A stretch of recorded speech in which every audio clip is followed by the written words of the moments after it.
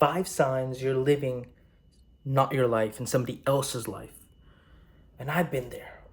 In college, when I was graduating, I realized that, fuck, I've been living not my life. And I thought it was too late. And I really hope you can figure that out before me. The first one, you make decisions to please others, not yourself.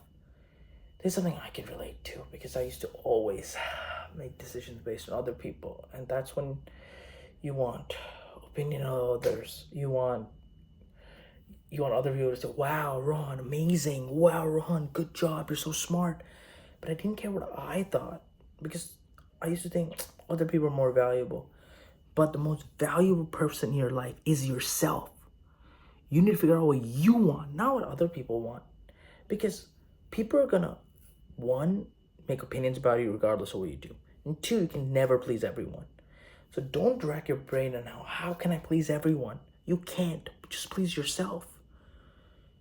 And just realizing that my decisions are being made based on other people is the indicator that you just might not be living your life. And if you think, Ron, I just don't know how to figure it out. Simple. When you make a decision, who do you think about to please? That's it. If it's not you, fix that. The second thing, you feel really guilty about changing your mind. I used to be the stubborn guy. Used to say, if you change your mind, you're a bitch. You always keep your word. Always. And then I started realizing I'm the stupid person. Because new data appears all the time.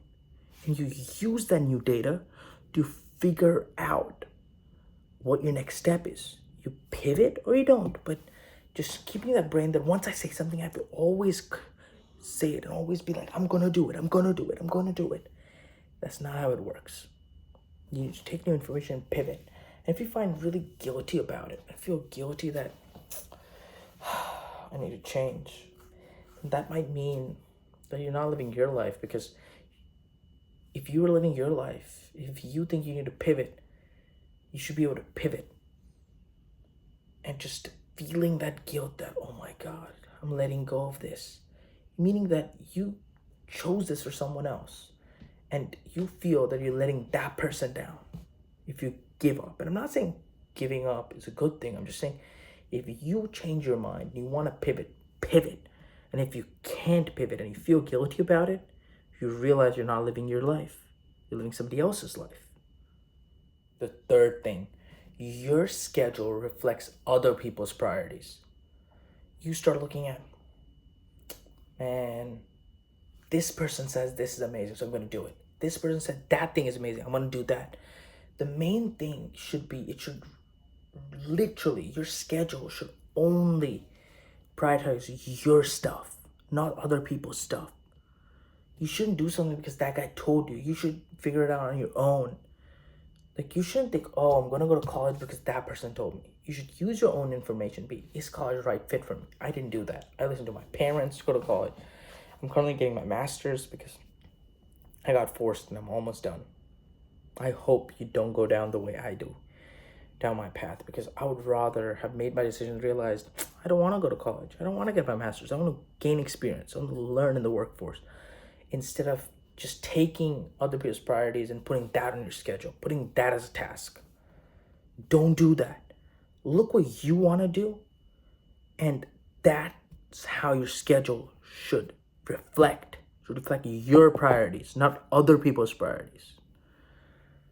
The fourth one,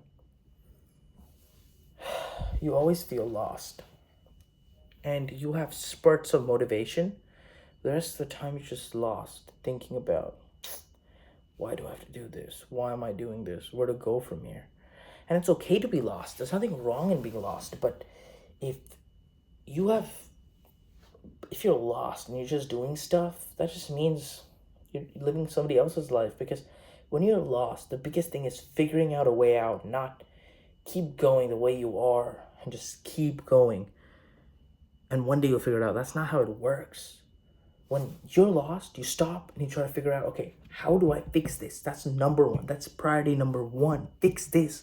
And once I fix this, I can go, okay, now I do the other things. You don't just go through the motions when you're lost. That just means you're living this life for someone else, not you. And the last one, you cannot explain why you do things. And that's something that I had a hard time, because when I write down everything when I was in college and doing my master's, and I write down what I was doing, and I saw there's so many things when I was doing my undergrad I just couldn't explain why I'm doing these things. And that's when I realized that means I'm not living my life. Because if I cannot explain why I'm doing the things I'm doing, then what the hell? Why am I doing this? Why? And if you can explain it, that means you're one step closer, because you know why you're doing the actions today. Most probably it's for your future self. So your future self can improve. Your future self can become a better person. And I think just checking if any of these 5 signs resonate with you, that means you're one step closer, because the best way to solve a problem is to realize a problem exists. And I've been part of all 5. I've had all 5 of these signs. And I really hope this helps, because I don't want you to wait so long that you don't even, that you start regretting that you didn't figure it out before, that you're living somebody else's life and not yours. Thank you so much for watching this video. Also watch my last 2 videos. And I'll see y'all next time.